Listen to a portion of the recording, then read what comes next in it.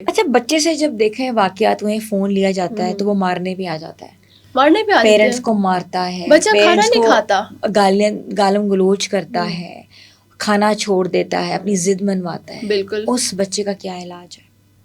अच्छा, उस बच्चे का इलाज है कि उसको उसके ऑल्टरनेटिव कुछ वेज देना। आप उसके साथ या तो अगर कोई मेड है आपकी या खुद आप कर सकते हो तो उसके साथ उसको इस तरह के टॉयज दे जिसमें वो इंगेज हो। रात को अगर बच्चा नहीं सो रहा तो उसको वर्बली खुद कोई पोइम्स वगैरह सुनाएं। बच्चा अगर आपका छोटा है, उसको बड़ा है तो कुछ आप इस तरह से उसके साथ गेम्स कर सकते हो। उसको बाहर वॉक के लिए लेके जाएं। जब आप बाहर उसको इंगेज करते हैं बच्चे को ऑल्टरनेटिव वेज में, तो उसकी जो मोबाइल वाली जो क्रेविंग होती है, जिसको हम कहते हैं एक तलब होती है, वो कम हो जाती है। बच्चे को कैसे एंगेज कर सकते हैं?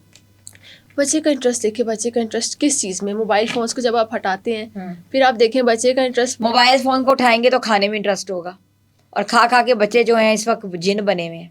आप कोई हेल्दी वेज देखें ना, जैसे बच्चे जो अगर बहुत छोटे एज में उसके साथ टॉयज़ वगैरह देखें।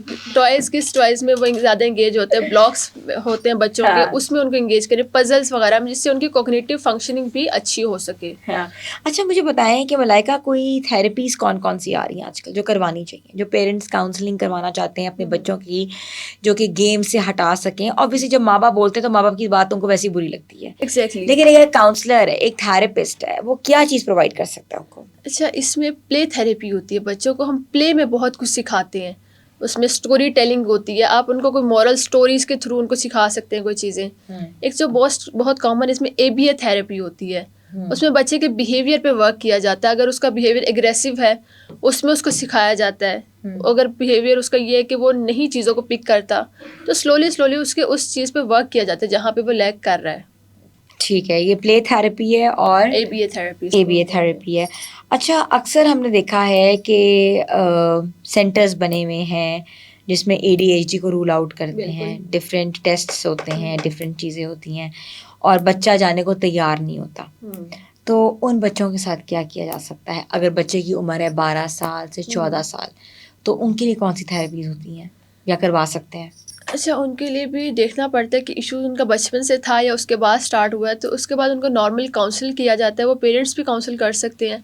उसके अलावा साइकोलॉजिस्ट भी उनको अच्छे से काउंसिल कर सकते हैं कि उनके साथ क्या इश्यूज़ आ रहे हैं, किस वजह से आ रहे हैं। आजकल आपको पता है 12-13 साल के बच्चों को जब काउंसलिंग के लिए लेके आते हैं, उनके हार्मोन्स चेंज हो रहे होते हैं, तो वो बड़ा डिस्टर्ब होते हैं उस टाइम पे ना। वो बड़ा इमोशनल होते हैं, तो उनको बहुत मुश्किल से एग्री करना पड़ता है। बट उनको प्यार से अगर आप काउंसिल करें, समझाएं, काउंसलर के पास लेके आएँ।